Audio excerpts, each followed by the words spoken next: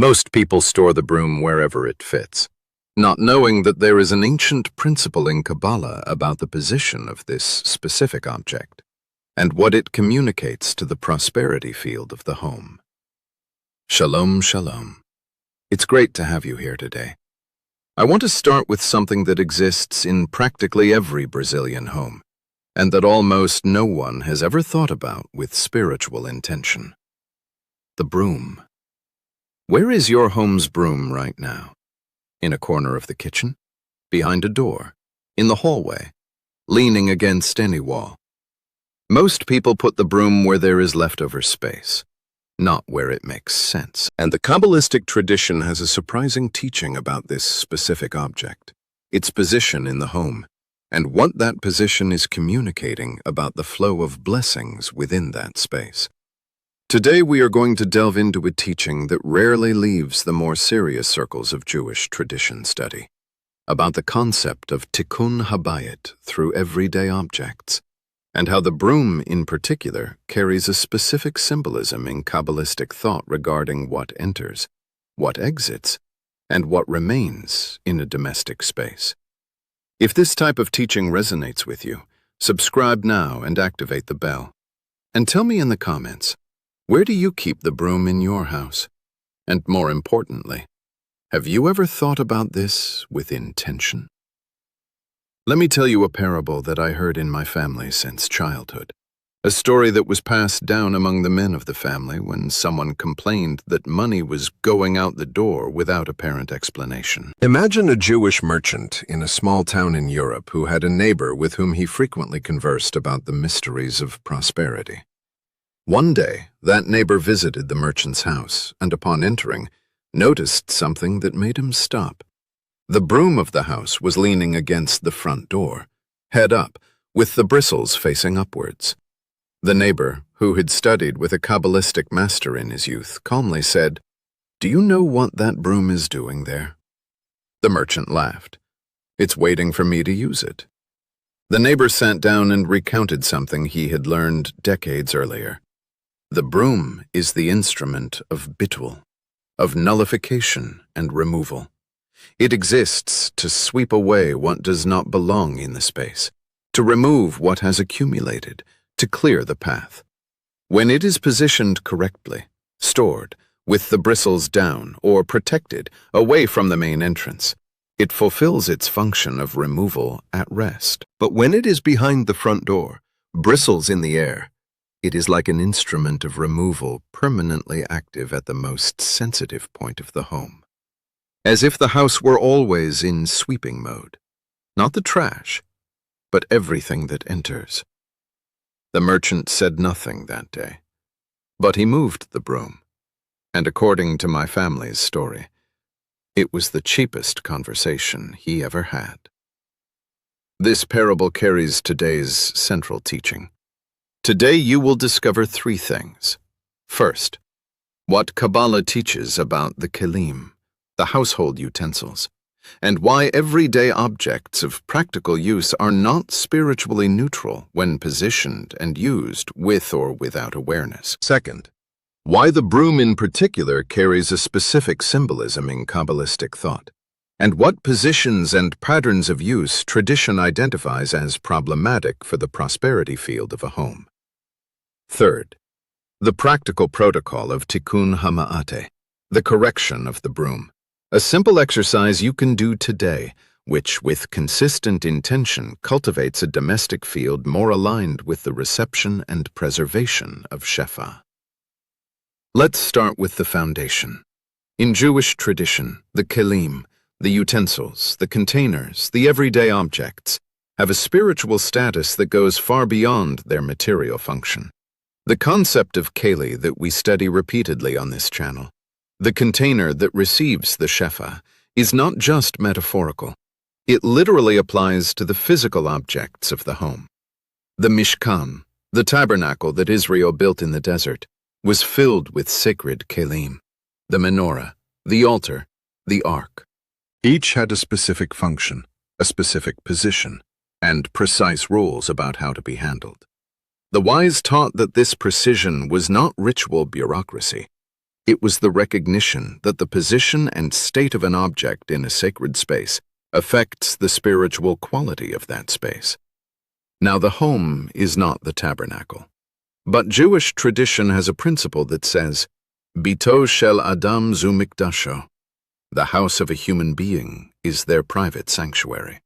And as a sanctuary, the kelim it contains, including the most mundane, deserve the same awareness with which the kelim of the Mishkan were treated. Now let's talk specifically about the broom, and why this object deserves particular attention in today's teaching. The broom is the instrument of bitul, of removal, of annulment of what does not belong. Its function is to take what is out of place, what has accumulated unintentionally, what has entered and should not have stayed, and remove it from the space. It is an instrument of berur, of clarification, at the most concrete physical level. But here is the central Kabbalistic principle. A removal instrument has a natural direction. It removes when used actively. When at rest, it needs to be in a position of rest, not in a position of activity.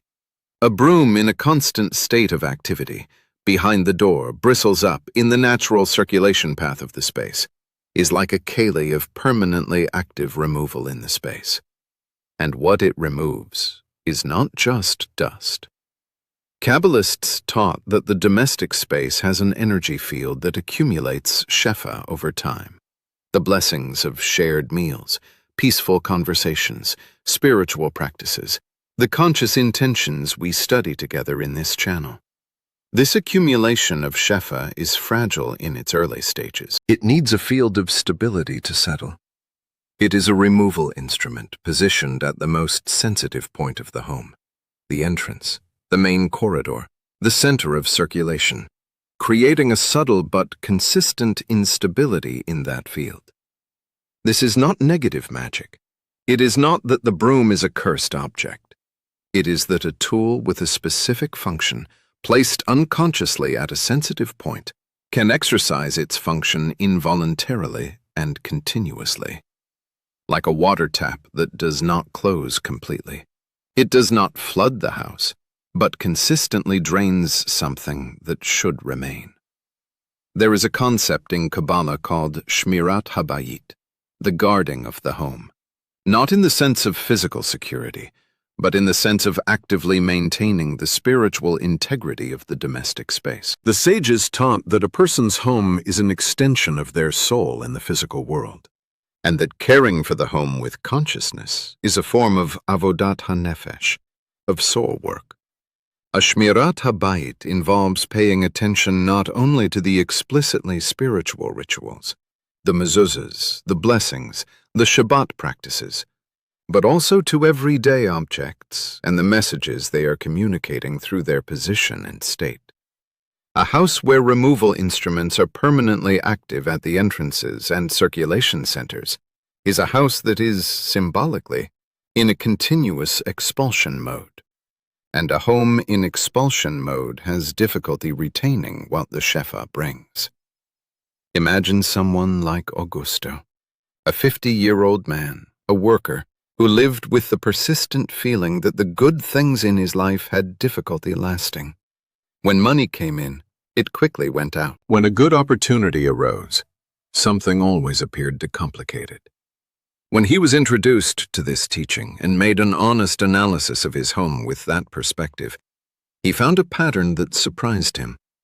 He had brooms in 3 different places in the house, all leaning against walls near the entrances to the main areas, all with bristles facing up or to the sides, none stored or clearly at rest. I am not saying that the brooms caused his problems. I am saying that they accurately reflected the pattern he himself described. Active removal instruments at every entry point of his life. When he consciously worked with the position of these objects, and with the intention behind that work, what changed first was not the money. It was his ability to let what was good remain, without immediately creating conditions for its departure. This is clearly an illustration, but the pattern it represents is consistent enough to deserve serious attention. Now the central Hebrew terms for this teaching. The first is kelim, utensils, containers, objects of use. We have already encountered keli in the singular many times on this channel, the container that receives the shefa. Kelim in the plural reminds us that the whole house is a collection of containers, each with its function, its position, and its contribution to the spiritual field of the space. The second is bitul, annulment, removal, the act of eliminating what does not belong. In Lurian Kabbalah, bitul has a high spiritual meaning. It is the annulment of the ego before the divine, the emptying of the keli so that it can be filled. But in its practical everyday application, bitul is the work of cleaning, physical and spiritual, that keeps the space receptive. The instrument of bitul needs to be used with awareness and kept with respect. The third is shmirat habayit, the guarding of the home. The principle that the domestic space deserves active spiritual attention, not just passive physical maintenance. Shmirat habayit is a practice, not a fixed state. It requires regular review, awareness of objects and the messages they communicate, and a willingness to correct what is out of alignment. The room is kavod hakelim, the respect for utensils, a principle derived from the reverence with which the kelim of the Mishkan were treated, that the objects of the home, especially those with a specific function of cleaning and maintenance, deserve to be kept with care, in appropriate places, in a resting position when not in use. A utensil treated with kavod communicates to the field of space that what it does matters, and that when it is not doing, it also matters. And the fifth is hachana, preparation, advanced disposition. We have already encountered this concept when discussing the Sunday ritual. Here it appears in a different context. The hachana of the space to receive the shefa includes the correct arrangement of the kelim. Preparing the home to receive is not just about cleaning. It is about positioning the cleaning tools in conscious rest when not in use, so that the home environment is in a state of receptivity, not permanent removal. Now the complete protocol. This tikkun is called tikkun hama'ate, the correction of the broom, and you will do it in 4 steps over a single day, later transforming it into a permanent habit of shmirat habayit. Step 1. The inventory of removal tools. Today, walk through your house and identify all cleaning and removal tools. Brooms, mops, vacuum cleaners, floor cloths. Where are they? In what position are they? Near entrances to rooms? Bristles facing up? In the main path of people's circulation? Note without judgment. Just see clearly. Step 2. The conscious repositioning. For each instrument you identified out of resting position, find a suitable storage location, preferably inside a cabinet, a closed corner, or a space dedicated to cleaning. The bristles of the broom should be facing down or protected, not exposed to the air and flow of the space. As you reposition each object, say softly, "You have fulfilled your function. Now rest. What is good may remain." Step 3. The intention of conscious use. From today, every time you pick up the broom to use, pause for 3 seconds before you start sweeping. Internally say, "I remove what does not belong. What is shefa stays." This 3-second intention transforms a mechanical act into a gesture of conscious barur, intentional clarification of the space. Step 4.